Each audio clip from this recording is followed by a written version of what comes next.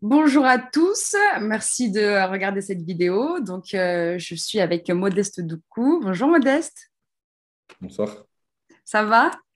Ah ouais, et toi? Ça va très bien, merci. Première question, est-ce que tu peux te présenter rapidement? Modeste Doucou, 21 ans, joueur au FC Borgo.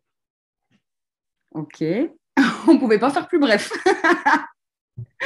Ok, ça marche. Question numéro 2. Donc, tu as quitté Lyon, entre autres parce que tu voulais plus de temps de jeu.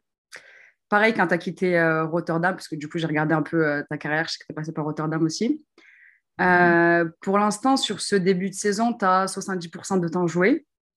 Donc, a priori, c'est en pari gagnant. Est-ce que toi, tu penses avoir fait le bon choix? Oui, je pense avoir fait le bon choix, mais après, il faut savoir que mon départ de Lyon, ça a été surtout sur le plan personnel pour pouvoir m'améliorer et rentrer dans le monde professionnel et voir un peu qu'est-ce que j'allais. En fait, c'était pour me jauger un petit peu, pour Ouais, rentrer pour voir qu'est-ce que je pourrais apporter dans le monde professionnel, voir un peu comment ça se passe là-dedans. Et du coup, j'atterris à Rotterdam. Je fais ce choix-là d'aller là-bas ouais. pour, avoir du temps de jeu, voir un peu une nouvelle culture aussi. Et du coup, ouais, ça se passe bien au début. J'arrive, tout le monde me met à l'aise. Je fais des entrées, j'enchaîne des matchs, je fais un peu de stats. Et après, en deuxième partie de saison, ça a été un petit peu plus compliqué. Le coach a changé un peu ses plans. Il m'a mis un petit peu à côté. Il m'a fait comprendre qu'il ne comptait pas trop sur moi. Du coup, pour moi, la seule solution, c'était de revenir en France, là où je connaissais vraiment le football, Ouais. et pouvoir montrer à tout le monde qui était Modeste Doucouré. Yeah. Ok, ça marche. Bon, bah, c'est cool. Ok, alors du coup, comment se passe ta journée type? Ma journée type, elle est basique, hein. Elle est comme un peu un footballeur normal, hein, mais après, ça dépend des jours parce que toute la semaine, on ne fait pas qu'un entraînement. Il y a des jours où on double. Du coup, Ouais. quand on ne double pas, j'ai entraînement le matin, généralement à 9h15. Du coup, je me lève un peu plus tôt. 8h, je prends mon petit déjeuner. Après, je vais à l'entraînement. L'entraînement dure généralement ouais, 2 heures. Ok. Et on finit ouais, vers 11h. 11h, je rentre chez moi, je fais ma sieste. Non, je mange, après je fais ma sieste. Ouais. Et après, je repars pour l'entraînement de l'après-midi. Ok. Ok, nickel. Est-ce que les entraînements à club te suffisent pour être performant le week-end ou est-ce que toi, à côté, tu travailles, est-ce que tu t'entraînes aussi à côté, toi, de ton côté?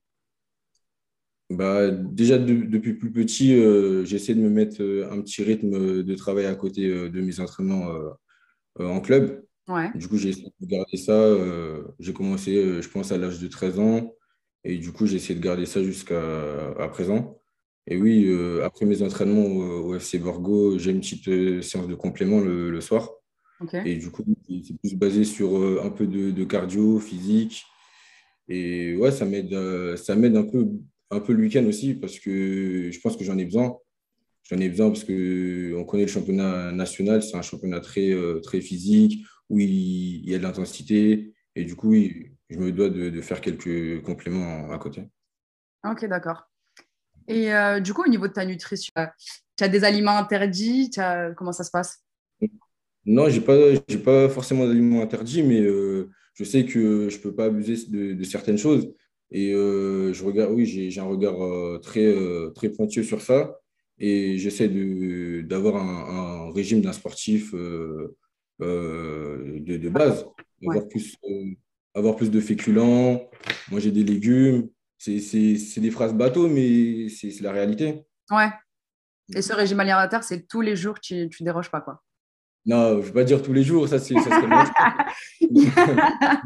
On a quelques petits plaisirs, on va dire peut-être Petite mille un peu. On ouais, n'en parlera pas, mais.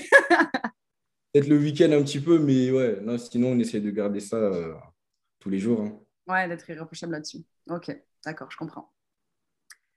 Ok, selon toi, quelle qualité te manque-t-il pour devenir joueur professionnel?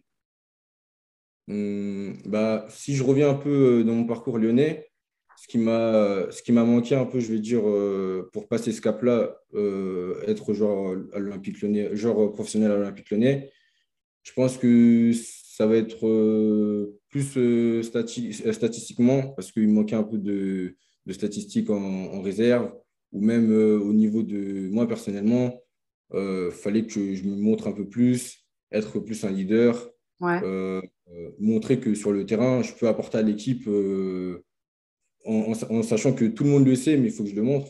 ouais, bien sûr. Bien sûr. Ok, donc ça serait plutôt des qualités comportementales, on va dire. C'est ça. Ok, d'accord, ok. Ok. Alors du coup, je me suis beaucoup renseignée avant cette interview et j'ai lu que tes modèles, en tout cas ceux de qui tu t'inspires, c'était Ronaldo, Isco et Hazard. Alors déjà, est-ce que c'est toujours d'actualité ou est-ce que ça a changé? Et si c'est toujours d'actualité, qu'est-ce qu'ils ont de spécial pour toi?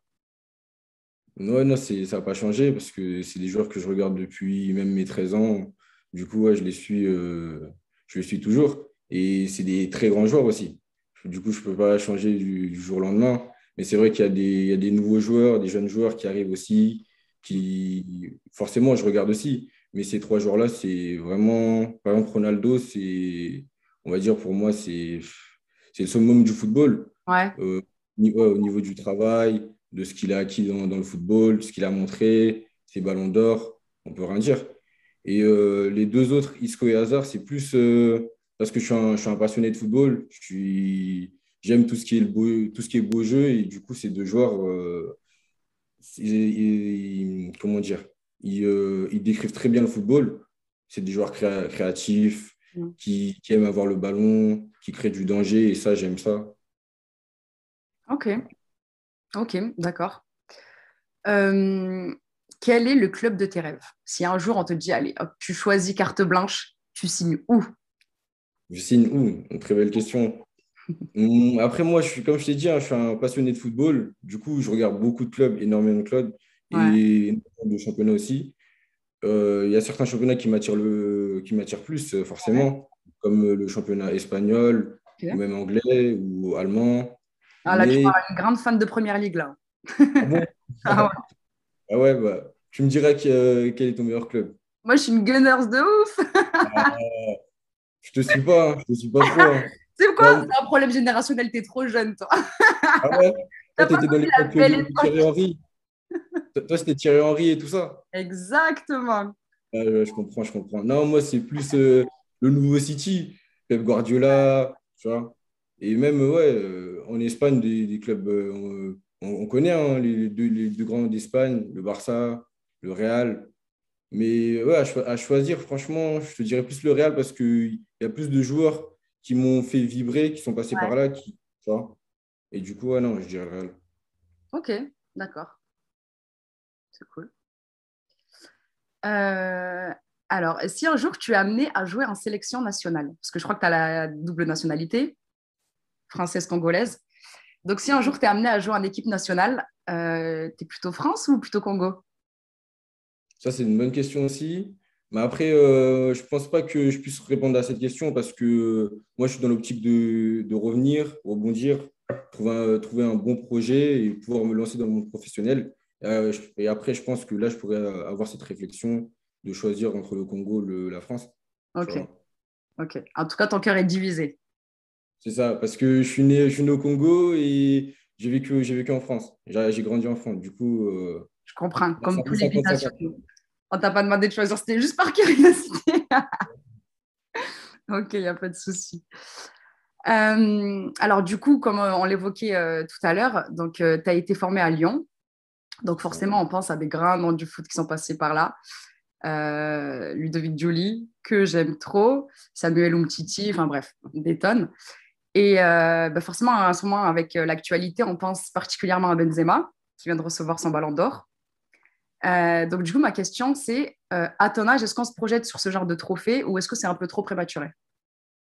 Bah, déjà, les joueurs que tu as cités, c'est des très grands joueurs. Ouais, Ludovic Giuly, on connaît sa carrière, tout ce qu'il a gagné collectivement. C'est même Titi, on se rappelle de sa Coupe du Monde. Et bah, Karim Benzema, il n'y a plus grand-chose à dire sur lui. C'est clair. Il, on va dire il est en fin de carrière, il finit avec un ballon d'or. Donc, non, c'est des joueurs inspirants. Et pour revenir à ta question, je dirais oui, parce que moi, je suis jeune, je ne suis pas encore dans le monde professionnel, j'aspire à y être. Et du coup, je pense que quand je serai dans le monde professionnel, là, je pourrais me dire, est-ce que tu peux ou tu ne peux pas gagner le ballon d'or? Tu vois, Ok. Mais c'est un truc que tu as un petit dans le coin de ta tête. bien sûr, parce qu'on est compétiteur. Moi, je connais mes qualités. J'ai envie de montrer qui est Modeste Doku dans le monde professionnel, tu vois. Et du coup, ouais, non, bien sûr que j'ai ça dans un coin de ma tête. C'est un rêve. Ok, ça marche. Ok. Alors, si tu devais choisir, plutôt Ballon d'Or ou plutôt Coupe du Monde? Ça, c'est une bonne question. Ouais, parce que je me rappelle un peu déjà de la Coupe du Monde en 2018, là, quand la Ouais. France a gagné, bah, La seule tout le que tu monde. as connue, en fin de compte. C'est vrai, c'est vrai, c'est vrai. Ouais, c'est ça. Mais je me rappelle, ouais, non, c'était énorme. J'avais vu tout l'ampleur J'avais vu ce que ça faisait de gagner une Coupe du Monde. Hmm. Ça retournait un pays. Et non, franchement, ça m'a marqué. Mais après, je pense que moi, je pencherais plus sur le Ballon d'Or parce que je pense que c'est une consécration un peu individuellement. Et je pense que dans notre tête, quand tu es un joueur de football, un joueur offensif, tu penses au Ballon d'Or, tu vois. Ouais, bien sûr. Tu penses au Ballon d'Or et avoir ton nom sur le Ballon d'Or, tu dis que tu vois, es quelqu'un, tu vois. Claire. Tu as marqué l'histoire de ton foot. C'est ça, c'est ça. C'est ouf. Ok. Alors, du coup, je me suis beaucoup renseignée. Donc, j'ai lu également que quand tu as signé à Lyon, donc ta famille t'a suivi. Alors, du coup, première question, est-ce que c'est toujours le cas là à Bastia? Et comment, à ton âge, à ton jeune âge, on va dire, comment tu vis ce mode de vie où tu peux être amené à déménager tout le temps? Ouais, déjà, bah, la première question, non, ma famille n'est plus avec moi, mais ils sont quand même proches de moi, ils me suivent de loin. Mais après, je pense que si j'ai eu de l'expérience dans ma jeune carrière, je sais que maintenant, je ne suis plus un enfant, je sais que je peux m'apporter ce dont j'ai besoin, je suis plus autonome et du coup, ça me. Maintenant, Ouais, si on me c'est dit perturbant. maintenant, si on me dit de changer de ville ou changer de pays, je sais que je suis capable, tu vois. Ouais, Mm. Parce qu'en plus, quand mes parents m'accompagnent à Lyon, j'étais jeune, j'avais 13 ouais, ans. bien sûr, bien sûr. Euh, C'était plus de l'accompagnement. Tu vois, c'était quelque chose de normal. Ouais, bien sûr, sur le plan émotionnel, c'est hyper important. C'est ça. Ok, d'accord. Et enfin, dernière question, quelles sont pour toi les clés de la réussite? Les clés de la réussite, bah, on ne peut pas trop savoir parce qu'on sait pas de quoi est fait demain. Mais pour moi, c'est avoir confiance en soi.